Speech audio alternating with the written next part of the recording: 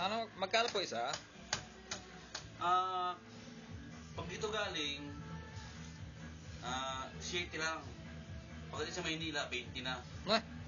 Kasi po mahal po yung ano, nag-aarkila po kami ng sasakyan para po pa-deliver sa Maynila.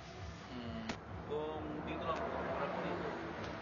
Kasi hindi po kami nagbabayad sa sasakyan. Sa inyo po ba yan? Sa kapitbahay po namin to. Umalis po yung may-ari, inakyat po namin.